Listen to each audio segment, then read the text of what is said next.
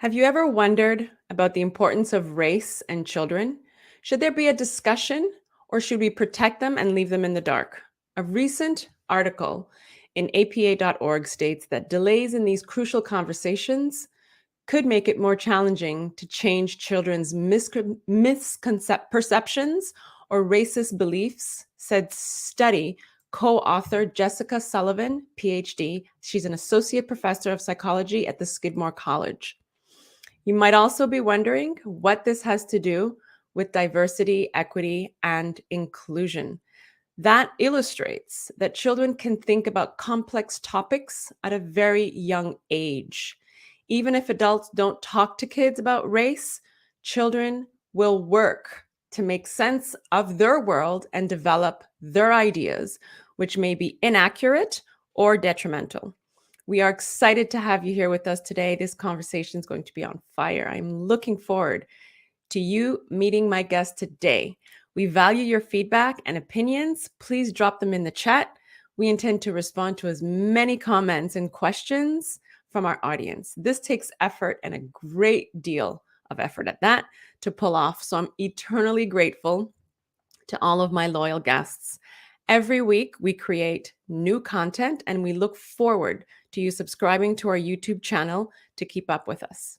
My name is Rochelle Carrier, and I'm a DEI consultant and authoress of Emotional Intelligence, a toolkit for managing DEI. And the link to purchase the ebook will be in the comments. And for a living, I help organizations and thought-provoking leaders implement DEI plans and reframe their cultural mindsets through workshops and webinars. Join us as we continue to share the different voices in the DEI space. Dr. Jacqueline Douget is a pediatrician, writer, speaker, podcast host, founder, and content creator with demonstrated leadership in child health, public health, and health equity. Dr. Douget is an expert on school-based health, the impact of racism on children's health, and helping parents talk to children about race and racism. She has a passion for achieving child health equity and social justice. Recently, Dr. Douget returned to private pediatric practice. Dr. Douget, thank you so much and welcome. I'd like to allow you the occasion to welcome yourself, in a distinctive way, and we want to get to know you. Oh, thank you. I'm excited to join you for this conversation, a very important conversation. So as you you stated in my bio, and I really couldn't probably do a better job. But I think but I would really like to tell people, like, I'm excited about this work.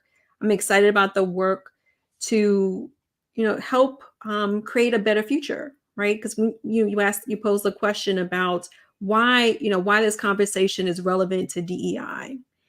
And I think it's relevant to DEI because our thoughts about race, who we are, who others are, start very early.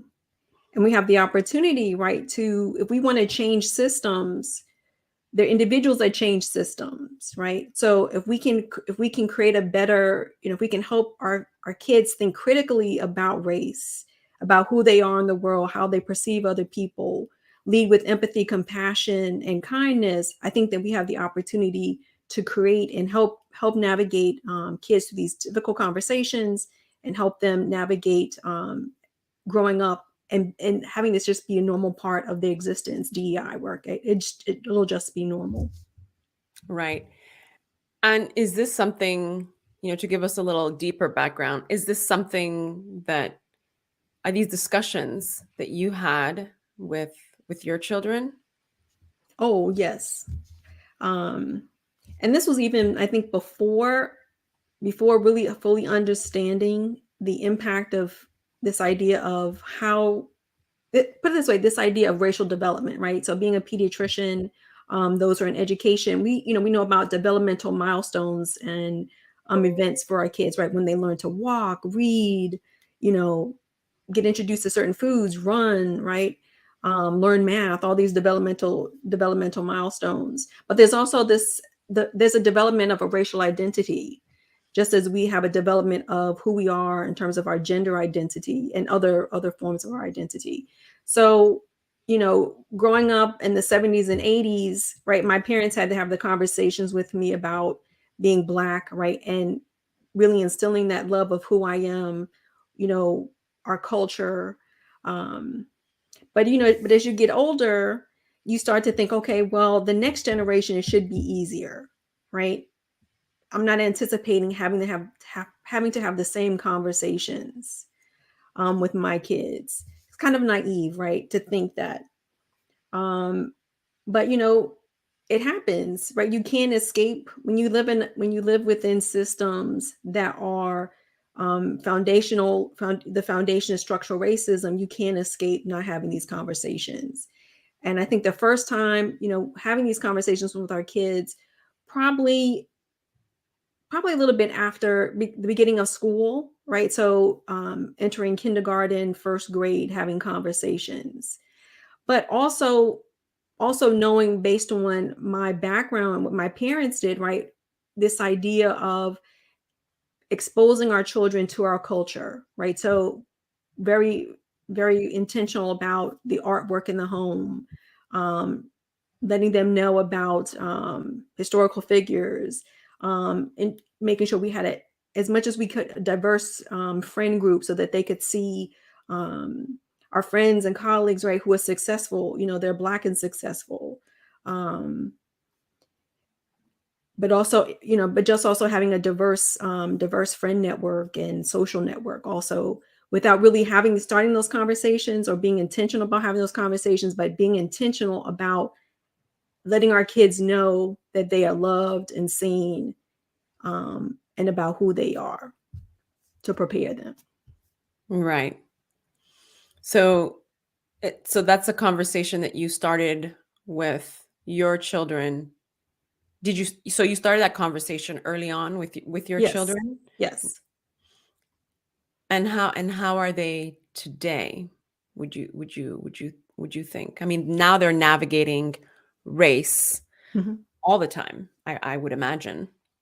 Yeah. I think it's interesting, right, to see the evolution of your children. Um, and again, this developmental approach that, I sort of take, right? Each stage of the conversation was different, right? We weren't talking to our 4-year-old and 5-year-olds about, oh, systemic racism. But as they got older, and I think the really insightful period of time, right? And I start to really realize when started to have more conversations, more specific conversations, was after Trayvon Martin's death. Because if I remember right, 2015, 2016, right? Um, my oldest, now I have to go back. He's 23, but again, they were teenagers. Okay, so they were teenagers. So I have two sons, and that really sparked more conversation, right? And then of course, all the stories that came out, right, afterwards, about more black men and women, and specifically young adults or adolescents, right, who were being murdered by police encounters. So we couldn't avoid those conversations. It was in the news, it was in social media, and so you start to really see all the things that you've helped, all the conversations we've had leading up to that, to then be able to hear their insights, their perspectives, and then you also having to explore for yourself, okay, wow, they know more um than I would have thought, right? The way that they've processed it, the way that they want to find out ways to, how can I make a difference and change, right? Up until, again, that evolution of, you know um the gun shooting, the school shooting, right? It's not related to racism, but again, it's starting. You start to see this activism, right? You start to see this need to, um, how do we make this right? All right, what can we do about it? And then really wanting to think about, okay, what is my role in this? identifying as a Black man, identifying, owning their culture, owning who they are, and bringing that into um, who they are and how and who they're becoming, if that makes sense, right? So it's this evolution, and ultimately I'm like, it's not even a pride. I think I'm positive and I'm hopeful, knowing that we help navigate them through these difficult periods of time, and they're going to have more difficult times, right? But I think as a family, right, and as parents, all we can do really is love them, support them, help them navigate, provide resources for them when they need resources, and help them, as they are critically thinking about these issues. um, again, it's really that navigation and seeing that evolution of who they are as human beings. I always say I love my kids. I love the men that they are and that they're becoming. How did the murder of George Floyd affect them? Oh, I mean, I think they'd have to, from what I've seen from the outside, I mean, I think it deeply affected them. Mm, My younger son, participated in a local Black Lives Matter march, and mm, invited, like, oh, your mom and dad, we're going to the march, right? So again, that activism, that mm, wanting to say that, what, this is not fair, this is not just, things need to change, and how can I mm, help be a part of that change? right. So, you know, as we have this conversation, you're definitely saying that it's really important to talk about race with kids. And you mentioned, starting from kindergarten, grade 1, and that's where my daughter is at right now. So she's 7 and she's in grade 1. And is she 7? Yeah, she's 7. She's in grade 1. And, I didn't realize that she was forming her unconscious biases until I was faced with, w- with something that was so overt and blatant, innocent on her part. But I had to take a couple of breaths to understand what it was that, she was displaying, because at such a young age, I didn't think it was even possible. So, like you said, I mean, in my household, we didn't miss, and we just, we had to work and work harder and be accomplished. Given the fact we're from a, Haitian background, also, I think that coupled with it, and my parents left Haiti in the 60s. They went to Boston, where they went to school, where I was born, and then I went to Montreal. I was 4 or 5. So even when they left Boston, because there was a lot of, it was in the 60s, it was very tumultuous times. KKK was thriving, and they went through a plethora of insults throughout their whole time there while they were attending university. There were very few Blacks attending that particular Ivy League university. So when my grandfather realized that there were things going on, decided to sponsor them to come to Montreal. And I think because they had to continuously deal with it, that it became a normal part of life. So it's not something that we spoke about. But when my daughter started speaking about it and realizing that, her skin tone was different than everybody else's, her hair was different than everybody else's, then, like you said, there was definitely more Black artwork in my household. All the princess books went in the trash, and I literally had to, or recycled. I literally had to look and find books that were more geared to her, to children who look like her. There's princess books that I didn't even know had Black princesses. Um, The Princess and the Pea. That's, again, all the characters are Black and brown. And I think that's when her biases started to change. And I had to start developing a conversation, because I realized she understood and intrinsically made her own decisions, right? based on what she saw. And based on what she saw, it she didn't see Black and brown people in the best of lights, when we go to the grocery store, or if she didn't see them as professionals. So like you, I have to intentionally, expose her to my Black and brown friends who are doctors or pediatricians or surgeons, or so she sees that those are her role models. And yes, this is achievable irrespective of your color, but especially because of your color. And I think, from, like you're saying, right, this, watching your children's experience or your child's experience dealing with and questioning who they are in relation to other people, right? It starts you to think differently, right? And also, forces a conversation. But I think to your point earlier in the introduction, right, there is an opportunity for us to even start even earlier. And I think sometimes we think about, or what I've heard from people, right, is that I don't want to have the conversation too early, right? I want to maintain the innocence of my child, right? Not expose them to the negativity.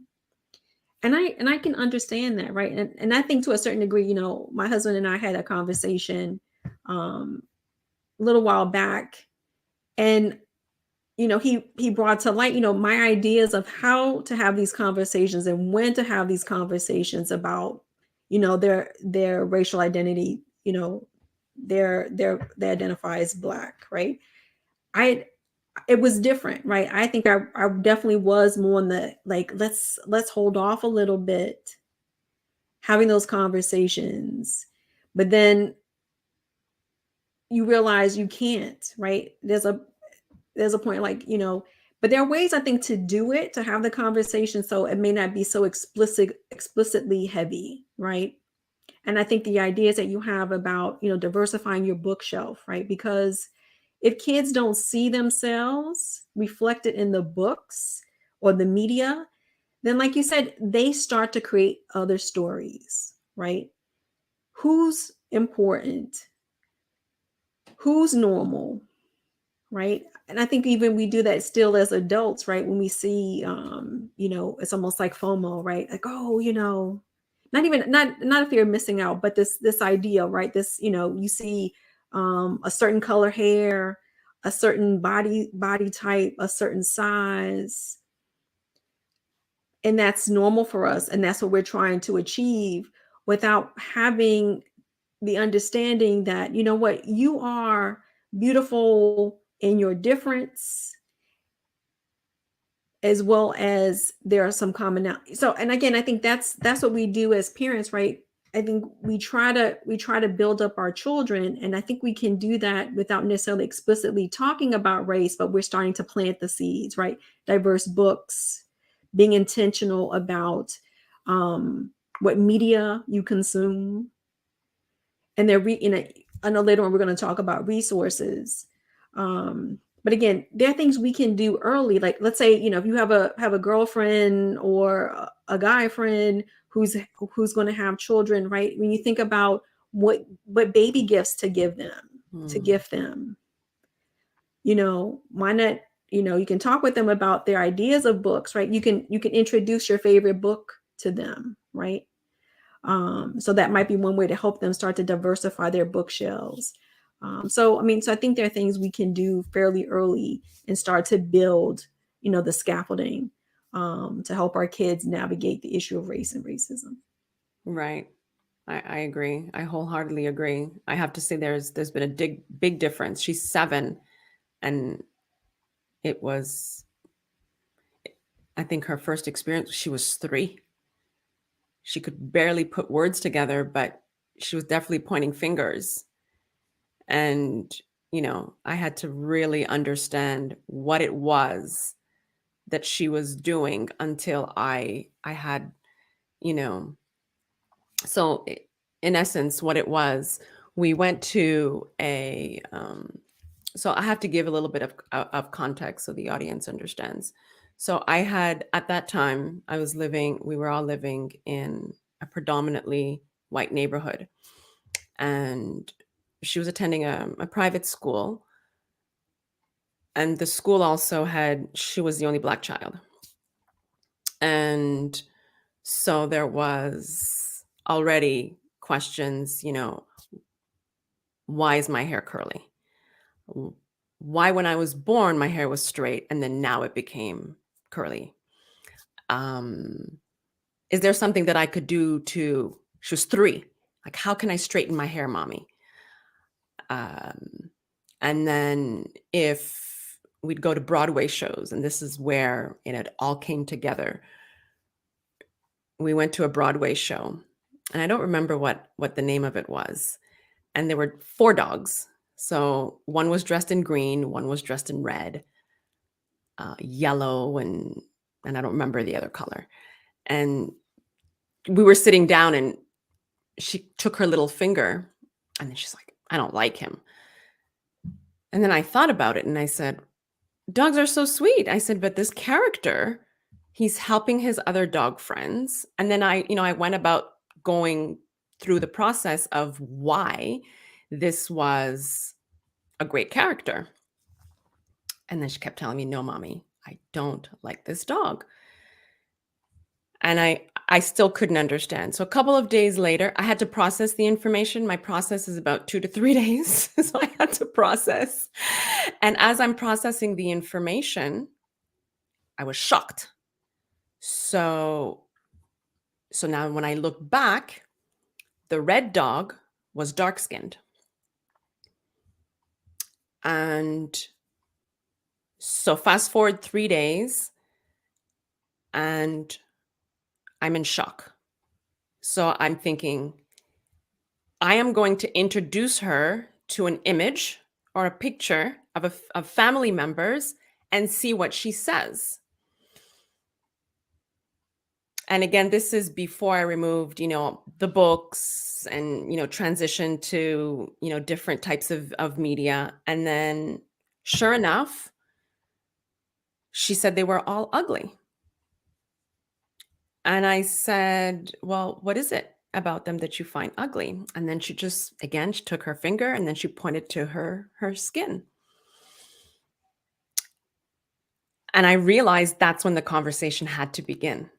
And then that's when I literally overhauled all the princess books, diversified her bookshelf from top to bottom. Now she only has brown dolls that she plays with. And so, like you said, now it's representing her. So now her narrative has changed. The other day I asked her, I said, who are you proud to be? And she goes, a brown girl.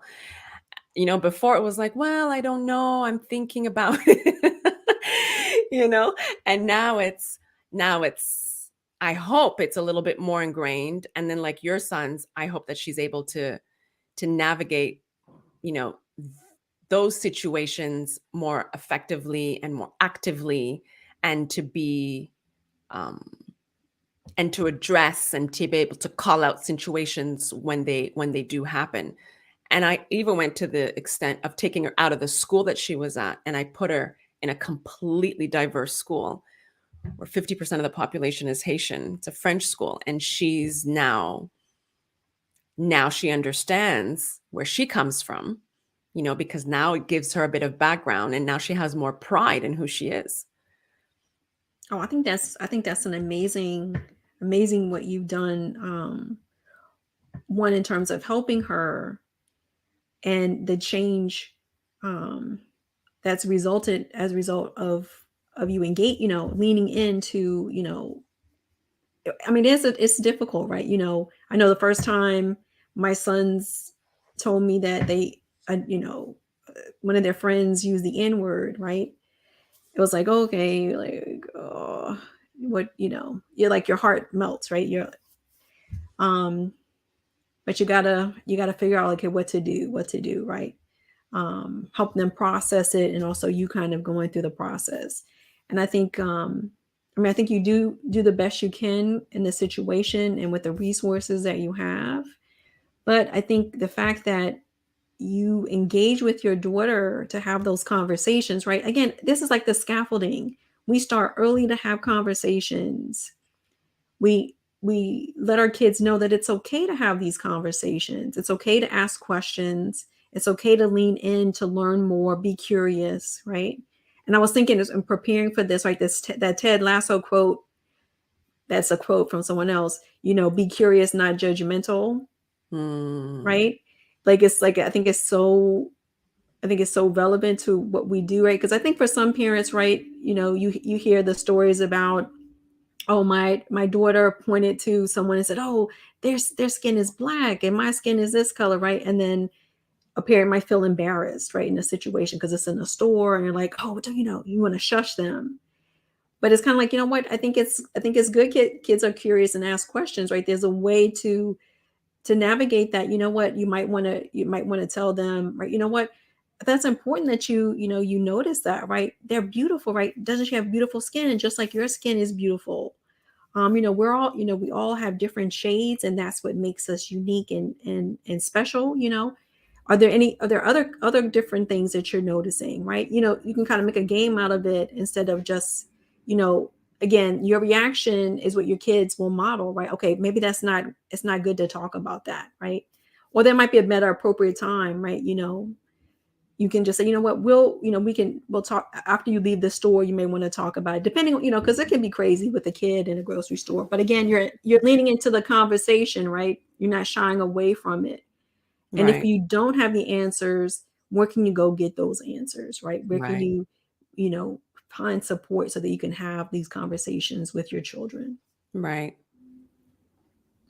And what resources, would you suggest to help talk about race with children? Oh yeah, I think since 2020, since George Floyd, I think there's Mhm. been a plethora of more. I mean, there are definitely more resources for parents.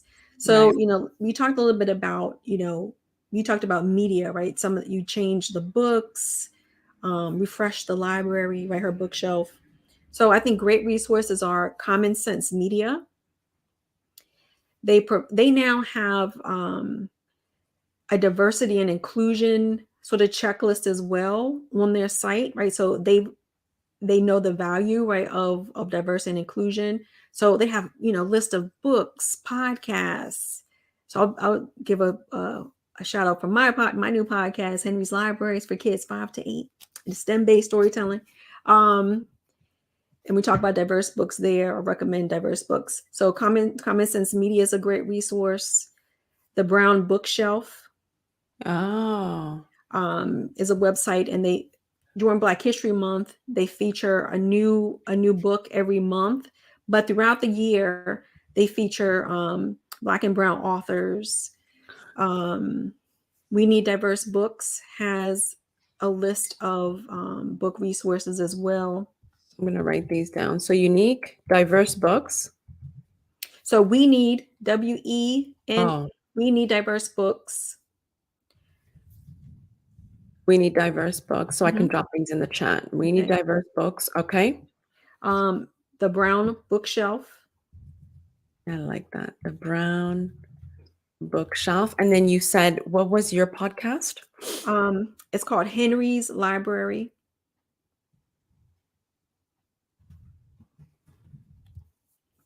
Henry's Library. Okay. And then another great resource is Common Sense Media, which really goes over, a lot of different media, books, documentaries, movies, podcasts, video games.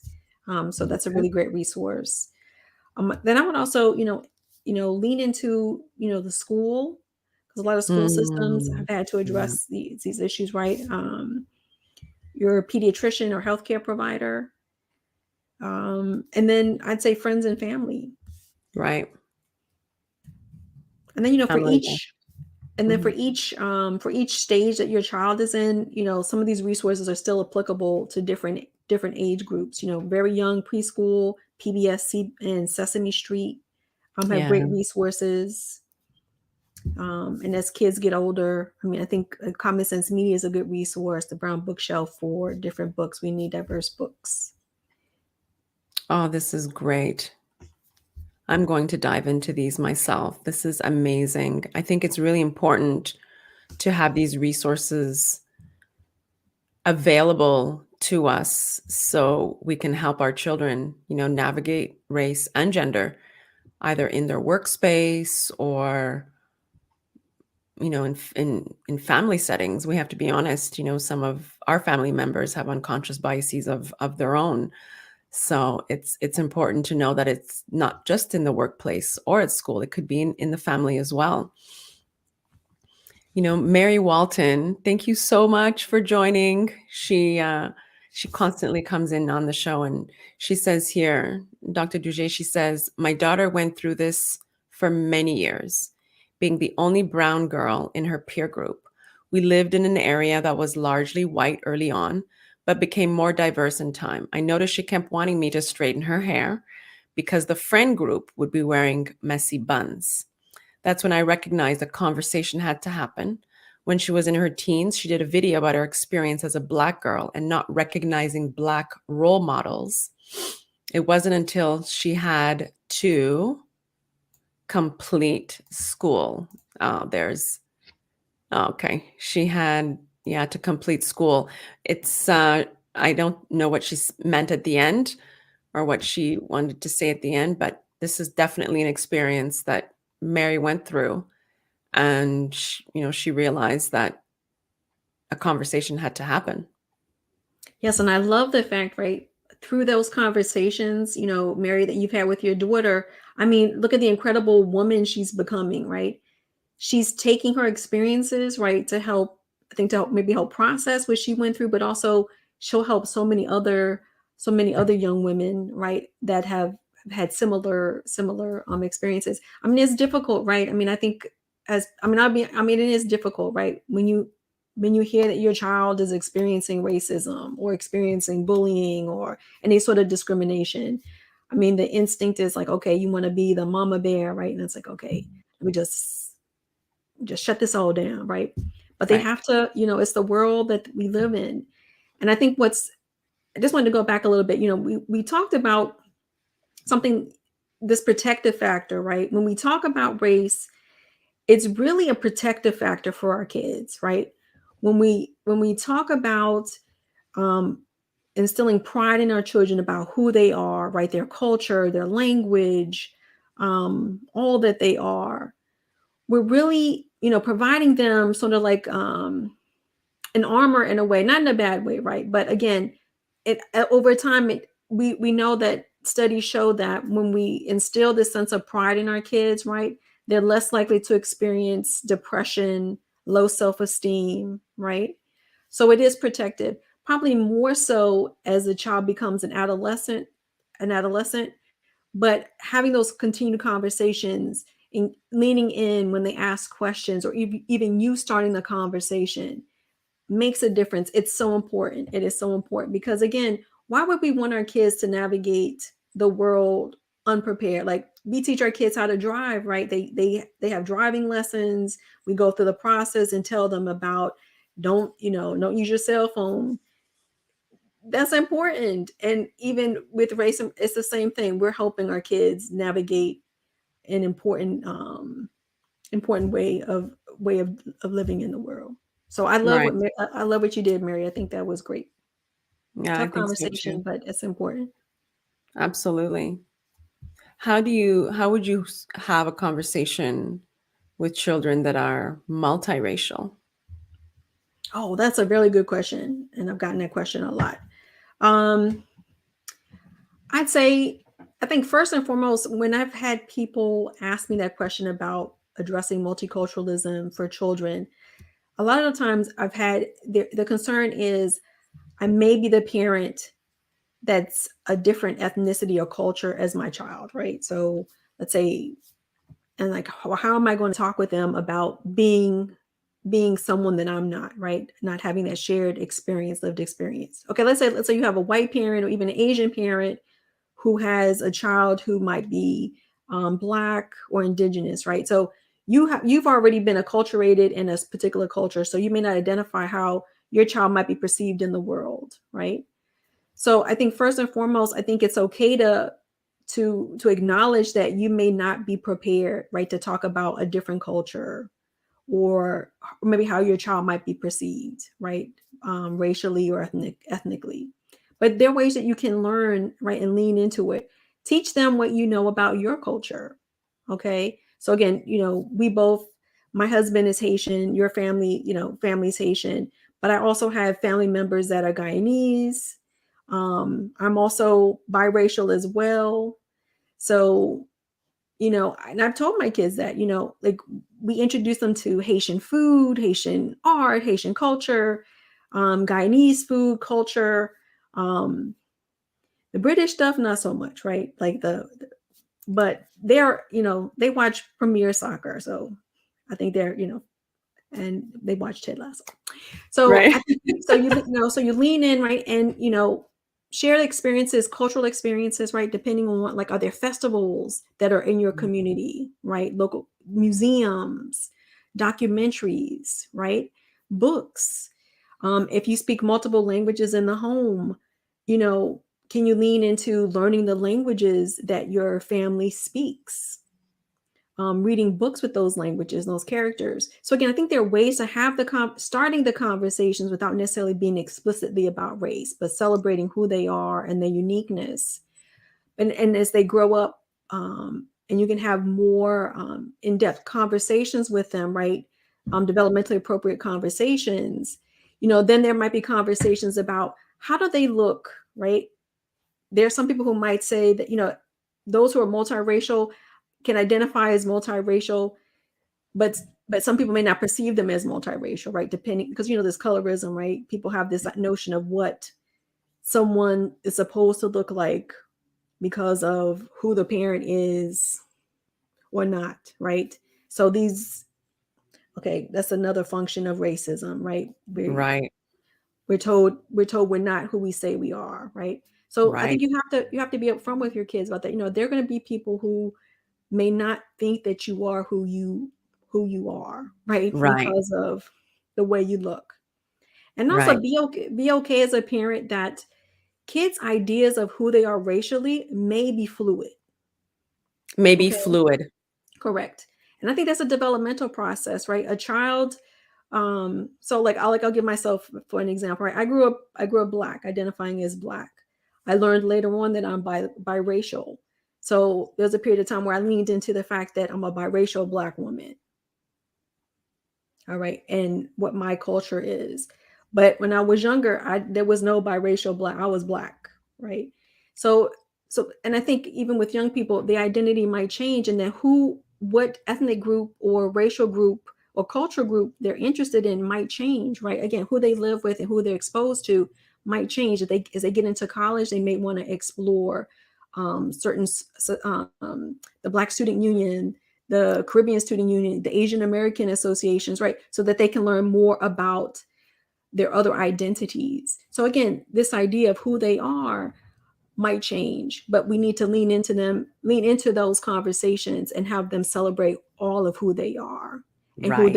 who they identify, who they decide to identify as. If Right. that makes sense. And it's funny because you're triggering me left and right. Oh, So the you've touched many great points, and my daughter's biracial. So it's funny. So I'll go back a little bit. There's a friend of mine whose father is British, and her late father is British, and her late mom was Haitian. And her mom, she's more than 40 now today, my one of my very good friends.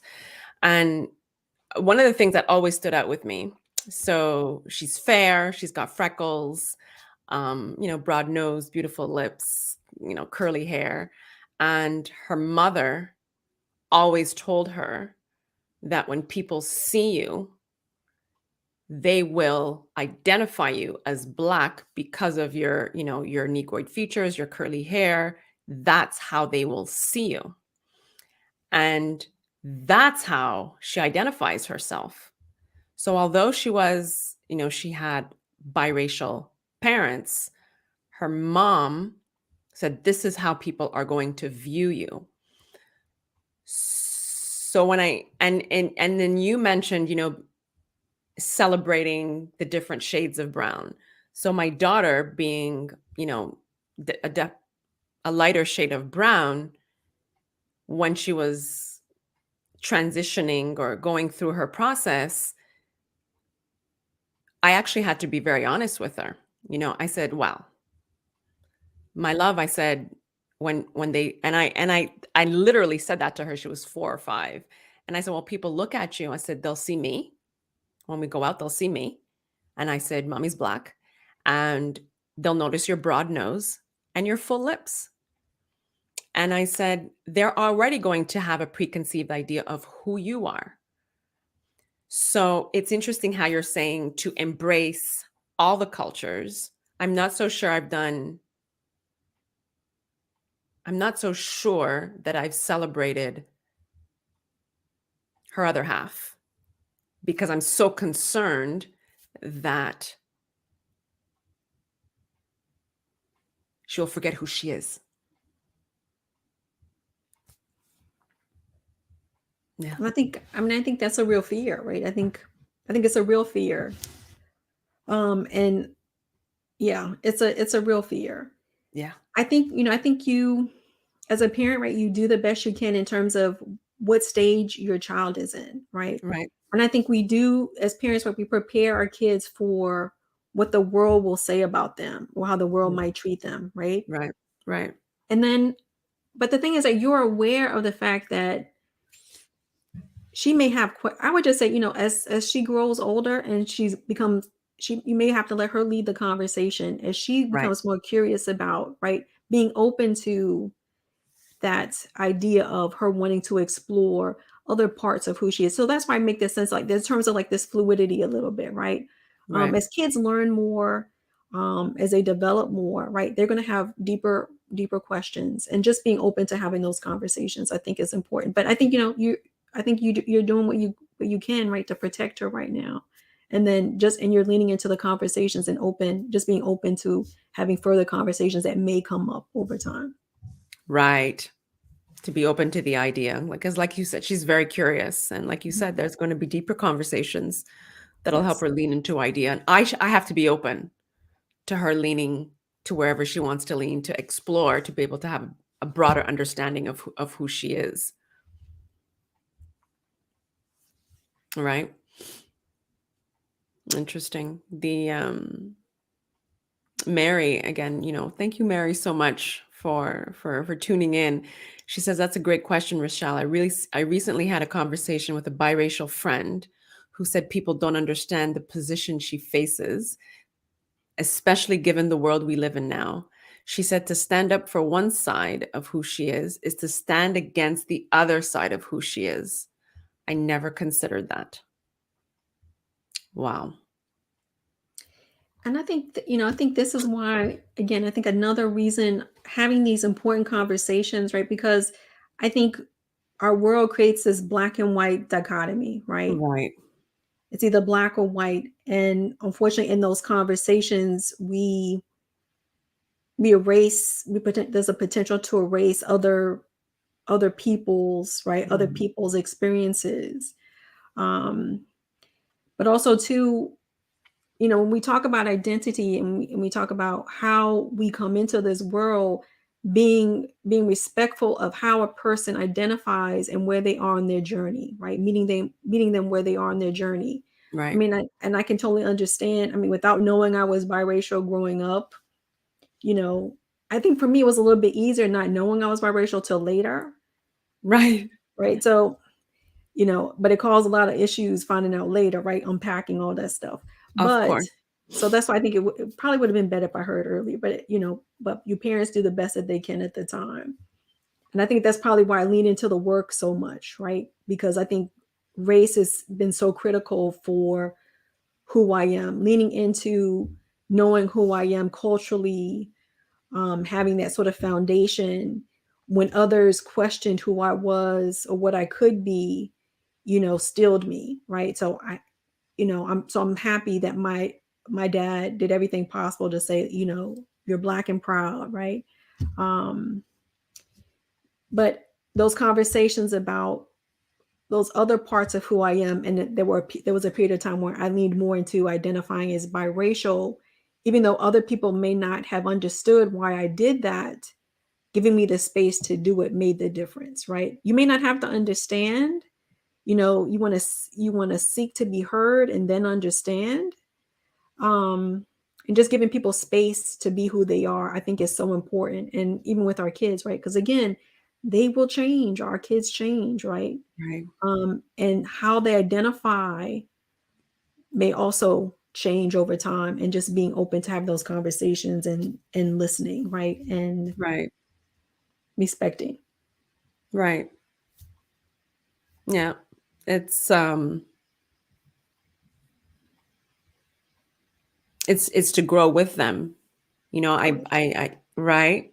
So as they change, it's like a flower. As they change and they blossom, you have to blossom and change and be receptive to them as well, so that that conversation can open up, and allowing them to be who they are. Like you said, I think that's very, very critical, is allowing them to be who they are. And but what's also interesting too, Rochelle, is what I'm also learning as well, right? As adults, many of us have childhood issues or trauma. We have not, we had no one to talk to. We had Right. no way to process this, and we processed it on our. We found some way to make it through. And I think for Right. some parents, they may need additional help, right, to try to figure out their idea, their construct of what they think their child should be, Right. and understanding where that comes from, right? Where those expectations come from, where that Mhm. mindset comes from, and maybe having to work through themselves who they are, right? So that they can also give to their children. So that's the other thing too. I think, this is a generational thing, right? When we talk with our kids, there's also an opportunity. Let's not forget about ourselves, and some of the learning and unlearning we may have to do, and processes we may have to go through, so that we can show up whole for ourselves, for our loved ones, right, for our children. So there's still sometimes work that we need to do as adults, right, to deal with these issues, these childhood traumas we may have experienced because of race and racism, to be able to talk with our kids about it. I agree. I completely agree. And I think the when George Floyd was murdered 2 years ago, I was 48. And I have to be very honest, all my racial experiences came to surface. All of them, everything I had gone through in the last 35 years surfaced, and I had to go through my own process. And I remember there were times where I couldn't handle her questions because I was still going through my process of understanding what I had gone through, the experiences I had lived, not being allowed to go on the city bus, saying that, my sisters, I remember the bus driver told my sister her money was dirty. This is in Montreal, barely 30 years ago. And, my parents waiting for hours and hours to be served at a high-end luxury store. I mean, those are things that I had literally forgotten about, driving across the border from Montreal to Vermont and being stopped every single time with German shepherds. And I can remember police swarming our cars, dismantling our car, and leaving it in shambles for my dad to put together again every single time, I think for 12 years. And those like you said, those are things I had to come to terms with, but I only came to terms with them 2 years ago. And that process, I had to go through my own process. I went through an angry phase, and then I went through a very sad phase, and then I went through a who am I phase. And then I had to bridge all of it together and give birth to this new person with those experiences. And then that's what made the conversations with my daughter easier. Oh, that's amazing. I think I'm sorry that you had to go through that. But it's very, very common experiences, right? That whether you're Black or, we know that there's a rise in anti-Asian, AAPI hate, the history of indigenous people in this country. Um, you know, it's it is systemic, right? The experiences are systemic. But again, these opportunities to make change, right? To make Absolutely. better, to build better, um, to build stronger children, right? And I always get quotes, the Frederick Douglass quote about it's better, building better, stronger children, right? um, is so important. And I think the work that's done and the work that you're doing to really have conversations about this important topic, I think will have ripple effects. Right. Um, Absolutely. It was such a pleasure to have this discussion. I know we could probably go on and do another podcast about this because I think it's really, really important that those conversations happen and that we can continuously, and you said it, that we can continuously show up as our authentic selves, to be able to not erase a certain part of ourselves to be somebody else, or to, one of our shows was to code switch. We did that show last year, so we don't have to code switch. I think code switching is a way of surviving and assimilating, to be able to be accepted by, the dominant culture. And that's something that I had lived with for a very long time, until I learned the term again 2 years ago. And this is what I was doing. I was literally code switching. So it falls, and like you said, it comes in, colorism is another form of racism. There are microaggressions, and there's so much that falls into the realm of DEI. But it's, again, an amazing conversation. I love that we did this together. Thank you so much. I mean, again, I just want to give parents hope, right? I think they can do this. They talk to their kids all the time about difficult topics, and it's Right. important, right? This is important work that we're doing to help our kids navigate these important issues. Right. Oh, we have someone here, Lindsay Morton. Thank you, Lindsay, for showing up. She said, Rochelle, you mentioned you didn't want your daughter losing who she was when embracing her other half, which is so true. And I also think parents of biracial children are afraid to lose sight of yourselves in your children as well, which is as equally scary, especially for the BIPOC community. You want to see your children embrace the sides of them for so long. Oh, for as long as society hadn't allowed folks to embrace. As a white mother to a biracial child, I am making it my duty to provide that. Yeah, I mean, I think that's so important, right? I think again, but it goes back to what, our previous conversation, right? Right, Leaning into these conversations with our kids and helping them navigate questions that they have about who they are and who they're becoming. right. But I also think too, when parents acknowledge what they don't know, Mm, that's also as powerful as, so instead of, I think, thinking of us coming into a situation in a deficit, there's opportunity, right? We can learn and grow together, right? You have questions, I don't have the answers to them now, but I can find out. We can explore it together. So again, you right, model for your kids, and they also get a chance to learn, and you learn as well.